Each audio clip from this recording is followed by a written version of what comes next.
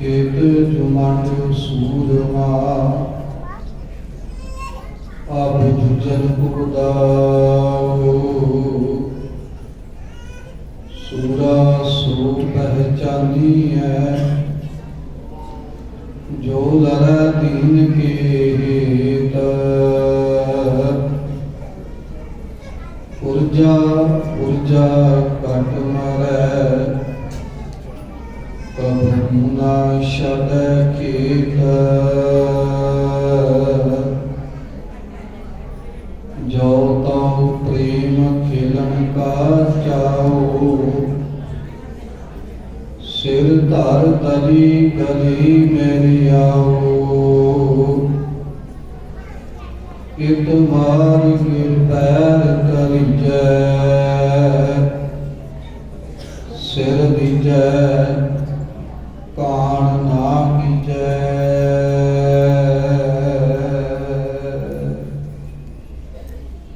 जुग हो जुग खट्टा ब्रह्मंडा के मालिक वाली कुल आलम पाक के पवित्र रूहां दी जोत शब्द गुरु शब्दा अवतार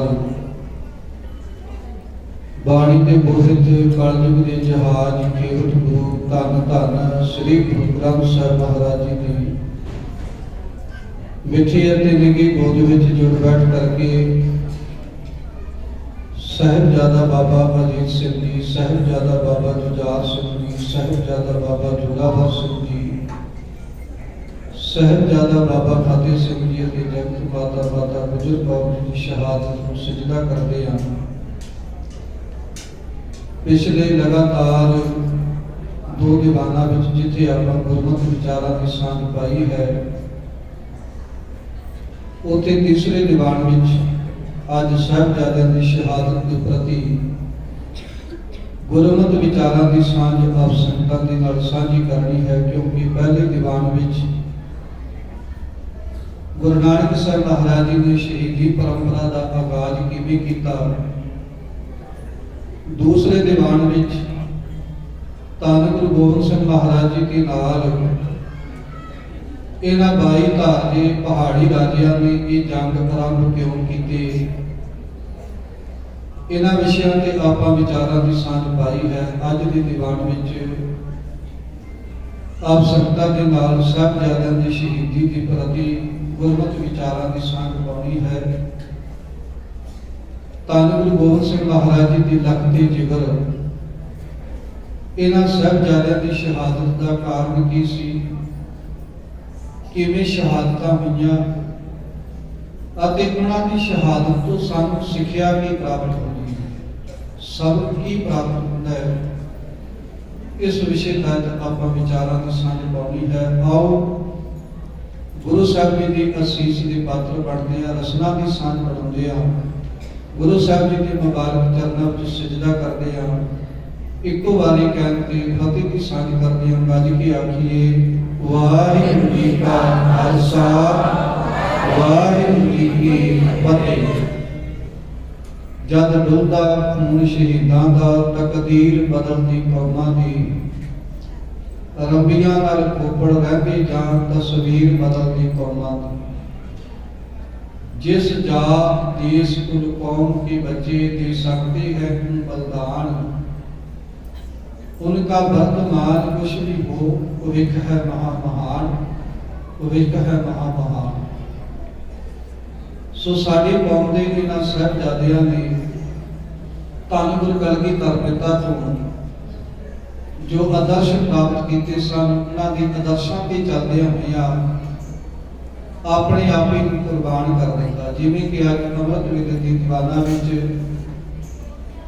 असीं विचार साझे करदे सां कि जिस वक्त पहाड़ी राजियां ने 22 धार के राजियां ने इकट्ठा होके 8 महीनों तक आनंदपुर साहब घेरा पा के रखिया, आखिर हौसले टुटते हुए देख के वजीर खां सरहंद का सूबेदार और बहुत सारे पहाड़ी राजियां ने औरंगजेब ने कसमां खा के धन गुरु गोबिंद सिंह जी के चरणों में की फरियाद की, एक बार ਅਨੰਦਪੁਰ ਸਾਹਿਬ ਦਾ ਕਿਲਾ ਖਾਲੀ ਕਰਦੇ ਸਾਡੀ ਦੁਨੀਆ ਤੇ ਇੱਜ਼ਤ ਰਹਿ ਜਾਵੇ। ਇੱਥੋਂ ਤੱਕ ਕੁਰਾਨ ਦੀਆਂ ਵੀ ਕਸਮਾਂ ਖਾਧੀਆਂ ਅਤੇ ਆਟੇ ਦੀ ਬਹੂ ਬਣਾ ਕੇ ਵੀ ਕਸਮਾਂ ਖਾਧੀਆਂ, ਪਰ ਕਸਮਾਂ ਖਾ ਕੇ ਮੁਕਰ ਗਏ। ਜਦੋਂ ਗੁਰੂ ਸਾਹਿਬ ਜੀ ਨੇ ਅੱਧੀ ਰਾਤ ਦੇ ਸਮੇਂ ਅਨੰਦਪੁਰ ਸਾਹਿਬ ਦਾ ਕਿਲਾ ਖਾਲੀ ਕੀਤਾ, ਬੜੇ ਵਿਉਂਤ ਦੇ ਨਾਲ ਧੰਨ ਗੁਰੂ ਗੋਬਿੰਦ ਸਿੰਘ ਮਹਾਰਾਜ ਜੀ ਦੇ ਨਾਲ 500 ਦੇ ਕਰੀਬ ਗੁਰੂ ਕੇ ਸਿੱਖਾਂ ਦਾ ਜਥਾ ਉਸ ਵਕਤ ਚੱਲਦਾ ਜਾ ਰਿਹਾ ਸੀ। ਅਜੇ ਕੀਰਤਪੁਰ ਸਾਹਿਬ ਨਹੀਂ ਪਹੁੰਚੇ ਤੇ ਪਹਾੜੀ ਰਾਜਿਆਂ ਨੇ ਆਪਣੀਆਂ ਕਸਮਾਂ ਸਿੱਕੇ ਤੇ ਰੱਖ ਕੇ ਸਤਿਗੁਰੂ ਪਾਤਸ਼ਾਹ ਜੀ ਦੀ ਆਪ ਤੇ ਆ ਕੇ ਹਮਲਾ ਕਰ ਦਿੱਤਾ।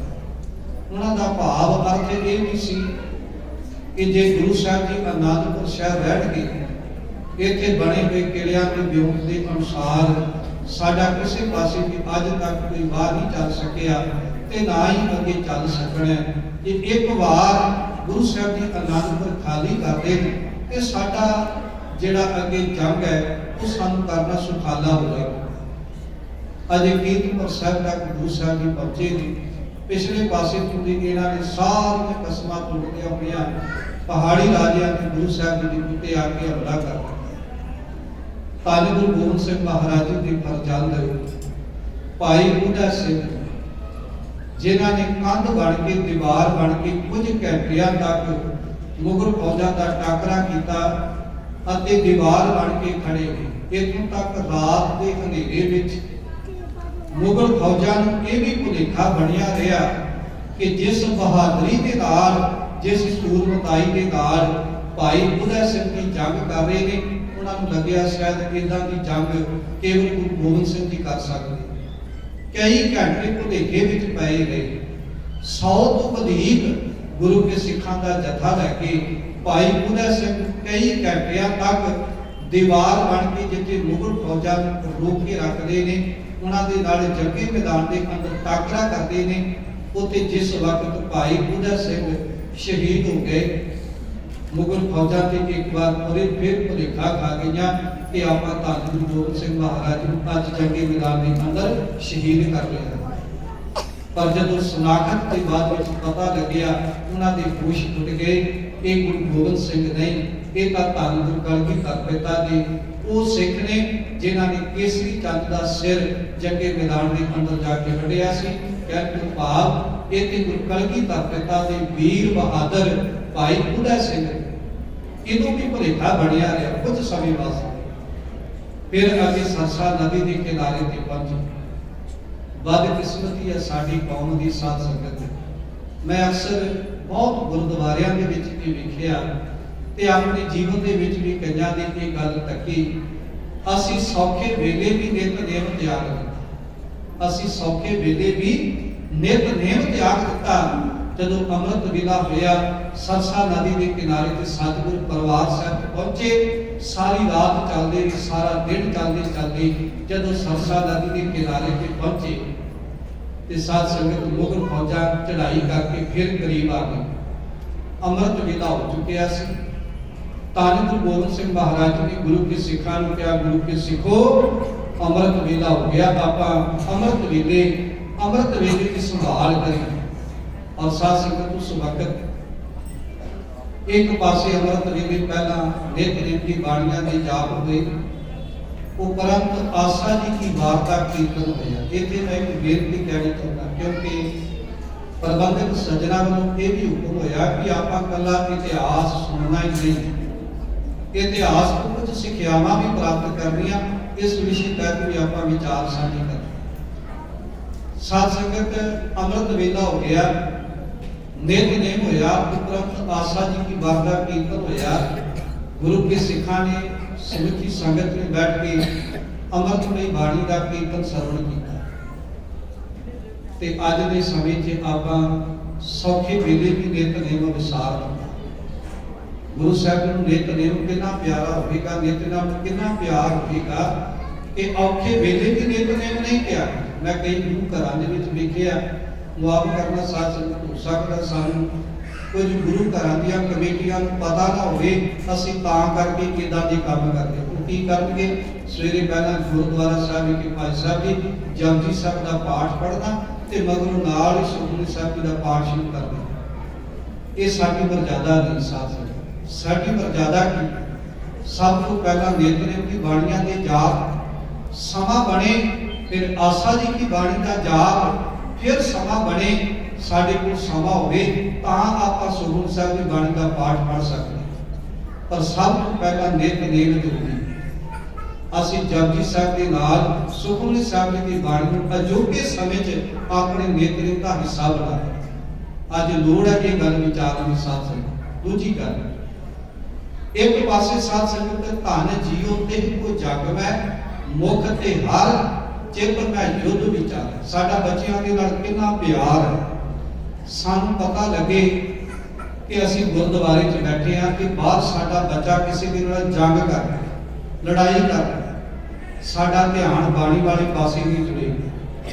ਕਿੱਦਾਂ ਦਾ ਹੋਵੇਗਾ ਅੰਮ੍ਰਿਤ ਵੇਲੇ ਦਾ, ਅੰਮ੍ਰਿਤ ਦੇ ਦਾਤੇ ਸਾਹਿਬ ਨੂੰ ਕਲਗੀਧਰ ਪਿਤਾ ਦਾ ਗੁਰੂ ਚਰਨਾਂ ਦੇ ਨਾਲ ਪਿਆਰ। ਇੱਕ ਪਾਸੇ ਸਰਸਾ ਨਦੀ ਦੇ ਕਿਨਾਰੇ ਤੇ ਅੰਮ੍ਰਿਤ ਵੇਲੇ ਨਿਤਨੇਮ ਹੋਵੇ ਤੇ ਦੂਜੇ ਪਾਸੇ ਸਰਸਾ ਨਦੀ ਦੇ ਕਿਨਾਰੇ ਤੇ ਧੰਨ ਗੁਰੂ ਗੋਬਿੰਦ ਸਿੰਘ ਮਹਾਰਾਜ ਜੀ ਦੀ ਆਪਣੇ ਵੱਡੇ ਫਰਜ਼ੰਦ ਬਾਬਾ ਅਜੀਤ ਸਿੰਘ ਜੀ ਨੂੰ ਮੁਗਲ ਫੌਜਾਂ ਦਾ ਟਾਕਰਾ ਕਰਨ ਵਾਸਤੇ ਤੋਰਿਆ।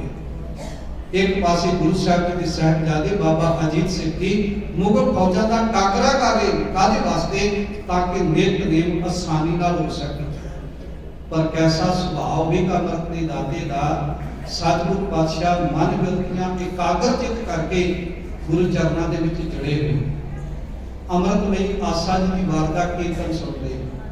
जिस वक्त बाबा अजीत सिंह जी को मुगल फौजा ने घेरा पालिया, उस वक्त भाई जीवन सिंह, भाई जैता एकदम अगे बढ़े। उन्होंने जाते सार अपना जत्था लैके ते मुगल फौजा के उत्ते धावा मोड़ दिता। बाबा अजीत सिंह जी बड़ी मुश्किल के नाल धन गुरु गोबिंद सिंह महाराज जी के इस फरजंद नूं भाई जीवन सिंह जी उस घेरे के विचों बाहर कढिया। धन गुरु कलगीधर पिता के फरजंद बाबा अजीत सिंह जी तक इस घेरे के विचों बाहर आ गए। पर कई घंटिया तक भाई जीवन सिंह की मुगल फौजा का इत्थे टाकरा करदे। अखीर मुगलों का टाकरा करदे भाई जीवन सिंह की शहादत का जाम पी गए। गुरु पातशाह सरसा नदी के किनारे पे पहुंचे और जिस वक्त सरसा नदी पार कर लगे, साध संगत सिख कौम का उदों एक बहुत बड़ा साडे साहित्य का भी एक बहुत बड़ा नुकसान है। जिथे गुरु साहब जी का परिवार तीन भागों के वंडिया गया। आनंदपुर शहर के अंदर लिखा हुआ कवि जना का बहुत सारा साहित्य, विद्या सागर ग्रंथ 9 मण के करीब उस ग्रंथ का भार एडा बड़ा ग्रंथ, वो पता नहीं कितना कुछ साहित्य। सरसा नदी में आए हुए हड़ के कारण उस नदी के बह गए। ये हुण तक साडे को पता नहीं इतिहास के कितने होर स्रोत होने सन। पर सरसा नदी के अंदर पानी का एडा तेज बहा चल रहा है। जब गुरु के सिख सरसा नदी पार कर लगे ना, साध संगत जेड़ा भी सरसा नदी च घोड़ा ठेले, वो घोड़ा इधर चलता सी ते एक 2-2 किलोमीटर की दूरी ते जाके पार लगता सी।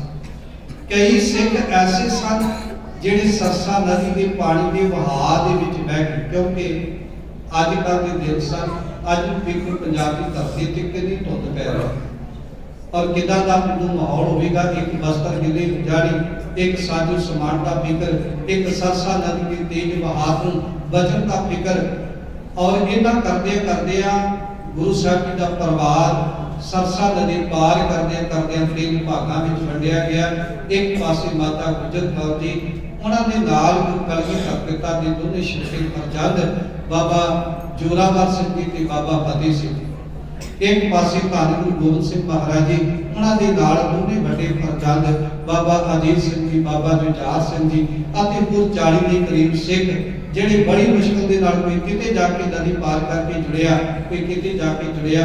इदा गुरु साहब जी का परिवार 3 भागों में हो गया। एक पासे भाई मणि सिंह जी ਅਤੇ ਉਹਨਾਂ ਦੇ ਨਾਲ ਦੋਨੇ ਮਾਤਾਵਾਂ ਮਾਤਾ ਸੁੰਦਰ ਕੌਰ ਜੀ ਅਤੇ ਮਾਤਾ ਸਾਹਿਬ ਕੌਰ ਜੀ, ਜਿਨ੍ਹਾਂ ਨੂੰ ਦਿੱਲੀ ਤੋਂ ਆਏ ਇੱਕ ਗੁਰੂ ਕੇ ਸਿੱਖ ਨੇ ਉਸ ਵਕਤ ਗੁਰੂ ਸਾਹਿਬ ਦੇ ਚਰਨਾਂ 'ਚ ਫਰਿਆਦ ਕੀਤੀ।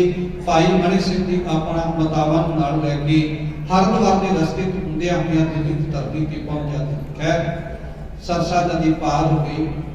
सारी रात छोटे परजंदा ने कुंडे मासकी की चुग्गी के विच गुजारी। माता गुजर कौर जी ने साहिबजादियां नूं छाती ना ला के रात के हनेरे दे विच उत्थे सारी रात निकल गई। सरसा नदी पार करदे सार गुरु साहब जी चमकौर वाले पासे नूं गए। भावें कि चमकौर की धरती ते गुरु साहब जी पहला भी एक बार मुबारक चरण पा के गए सन। उदों भी एक जंग होया जब लाहौर के सूबेदार ने 2 परजाने भेजे और उन्होंने मुगलों के नाल भी इत्थे गुरु साहब जी का पहला भी इत्थे टाकरा हो चुके हैं। उस जंग में भी गुरु कलगीधर पिता की जित हुई, पर अज फिर पिछले पासे को पता लगे कि लखां की तगाद अंदर राजा वजीर खान, सरहद का सूबेदार, लाहौर का सूबेदार जबरदस्त खान, आसमान खान और बहुत सारे इदा मुगल तकरीबन लखां की तगाद में फौजा लैके पहुंच रही है। पता सी जेड़ा उस वक्त गुरु साहब को शरण देगा उदा घर घाट उजाड़िया जाना, पर फिर भी इस गल की परवाह ना कीते तो बिना भाई बुद्धि चंद ने धन गुरु कलगीधर पिता के चरणों में फरियाद की। दाता दास की हवेली आप जी की सेवा में हाजिर है। उस कच्ची गढ़ी के अंदर धन गुरु गोबिंद सिंह महाराज ने जाके 40 सिखां के नाल उस गढ़ी के दरवाजे को बंद कर दिता ते पहरे ते लाए भाई मदन सिंह, भाई काठा सिंह, पगड़ाणी की रहने वाले गुरु के सिख इन्हां नूं पहरे ते खड़ा कर दिता कि आप धन गुरु गोबिंद सिंह महाराज जी चमकौर की गढ़ी के अंदर गढ़ी की मोंटी ते चढ़ के सारा नजारा अपनी अखां दे नाल तक रहे ने कि वेखिया रातों रात लखां की तगाद अंदर आईयां हुईयां फौजां चमकौर की गढ़ी चारे पासों तो आके घेरा पा लैंदे। उन्हां दे मन विच ये विचार सी ये कोई आनंदपुर नहीं जिथे आपां गुरु साहब नूं पकड़ नहीं सकांगे, नाले उत्थे ते फौजां की गिनती घट सी, इत्थे साडे नाल ते लखां की तगाद विच फौजां ने असीं एक पल दे अंदर गुरु साहब नूं गढ़ी के अंदरों पकड़ लवांगे। और इसे विचार नूं लैके बस हिंद में एक तीर्थ है यात्रा के लिए कटाए बाप ने बच्चे जहां खुदा के एक ऐसा स्थान चमकौर की को कच्ची गढ़ी जिथे गुरु साहब की रात के हनेरे दे विच जब शाम का टाइम होंदा ते गुरु के सिख कलगीधर पिता वास्ते बिस्तरा तैयार करते। खैर साथ संगत रात का समा होया, धन गुरु कलगीधर पिता सारी रात अज सुते नहीं, कदे किसी सिख का मत्था चुमदे ने, कदे किसी सिख के हाथ चुमदे ने और कदे किसी सिख के पैर चुमदे ने। अज बड़े प्यार नाल गुरु कलगीधर पिता ने इन्हां सिखां नूं निहारिया क्योंकि ये भुखण भाणे गुरु के शेर ने। गुरु कलगीधर पिता कहते जिन्हां दी सवेरे मेरी खातर जंगे मैदान के अंदर जूझदियां होइयां अपने आप ही कुर्बान कर दिता। बड़ा प्यार किया गुरु कलगीधर पिता ने अपने उन्हां गुरु के सिखां दे नाल। और साथ संगत सारी रात गुरु कलगीधर पिता कदे किसी ने केस संभालते रहे और किसी की दस्तार संभालते रहे, इहदा सिखां दे नाल प्यार करते क्योंकि वजीर खान आदि वर्गिया ने ये विचार सोचते सी कि रात के अंधेरे च गढ़ी ते हमला करना ठीक नहीं, सवेर होगी आप एकदम धावा बुन के गुरु साहब नूं पल दे विच पकड़ लवां। वाकई जदों सवेर हुई अमृत वेला होया, मुगल फौजा ने सारे पासियां तो जंग का वेल बिगल बजाया। धन गुरु कलगीधर पिता ने बनाई हुई म्योक के अनुसार गढ़ी के विचों 5 सिखां का जथा जिहड़ा सी वो जंगे मैदान के अंदर जूझण वास्ते टुरिया। वो 5 सिख जंगे मैदान के अंदर जाके भुखण भाणे गुरु के शेर मुगल फौजा जाके एकदम हाफड़ा तपड़ी बचा देते। पता नहीं किन्नियां ने आहू लाए, किन्नियां नूं मौत की घाट उतारिया। अखीर जदों 5 सिखां का जथा शहादत का जाम पी जाता है, उस वक्त बाबा अजीत सिंह ने जदों उन्हां मुगल फौजां दे नाल 5 गुरु के सिखां नूं टाकरा करदिआं अपणियां अखां दे नाल वेखदे ने, मन दे अंदर एक चाह भी पैदा होंदा क्यों ना होवे हुण जाके जंगे मैदान के अंदर मैं आप हो जाऊं। क्योंकि जिस वक्त धन गुरु गोबिंद सिंह महाराज जी गढ़ी के अंदर विद्वान सन, अजे जंग आरंभ होनी सी। सब तो पहला नाहर खान ने सवेरे जंग शुरू होने तो पहला हौली जी कट के पिछले पासे को गढ़ी एक पौड़ी लाई, पौड़ी ला के ऊपर चढ़ के देखना चाहया कि गढ़ी के अंदर कितने कुछ सिख मौजूद हैं।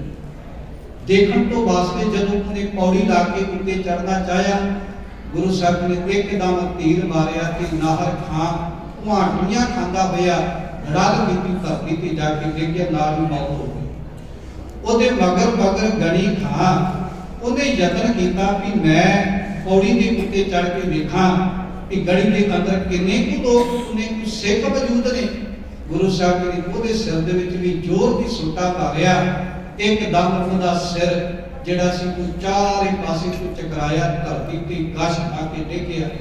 ਗਣੀ ਖਾਂ ਦੀ ਵੀ ਮੌਤ ਹੋ ਗਈ। ਇੱਥੇ ਖਵਾਜਾ ਮਹਿਮੂਦ ਅਲੀ ਇਹਨੇ ਆਪਣਾ ਇੱਕ ਏਲਚੀ ਵੀ ਗੜੀ ਦੇ ਅੰਦਰ ਭੇਜਿਆ, ਇਸ ਕਰਕੇ ਸਵੇਰੇ ਜੰਗ ਸ਼ੁਰੂ ਹੋਣ ਤੋਂ ਪਹਿਲਾਂ ਕਿ ਗੁਰੂ ਸਾਹਿਬ ਜੀ ਅਜੇ ਵੀ ਸਮਾਂ ਹੈ, ਜੇ ਤੁਸੀਂ ਚਾਹੋ ਆਪਣੀ ਜਿੰਦ ਜਾਨ ਬਚਾ ਸਕਦੇ ਹੋ, ਤੇ ਜੇ ਨਹੀਂ ਤੇ ਫਿਰ ਜੰਗੇ ਮੈਦਾਨ ਦੇ ਅੰਦਰ ਜੂਝਣ ਵਾਸਤੇ ਤਿਆਰ ਹੋ ਜਾਓ। ਕਿ ਜਦੋਂ ਏਲਚੀ ਅੰਦਰ ਆਇਆ ਤਾਂ ਗੁਰੂ ਗਲਗੀ ਧਰ ਪਿਤਾ ਦੇ ਵੱਡੇ ਫਰਜ਼ੰਦ ਬਾਬਾ ਅਜੀਤ ਸਿੰਘ ਜੀ ਨੇ ਲਾਗੇ ਖੜਿਆ ਹੋਈਆਂ ਉਹਦੀਆਂ ਗੱਲਾਂ ਸੁਣੀਆਂ ਤੇ ਏਲਚੀ ਨੇ ਆ ਕੇ ਕਿਹਾ ਜੇ ਵੀ ਸਮਾਂ ਹੈ ਆਪਣੀ ਜਿੰਦ ਬਚਾ ਲਵੋ।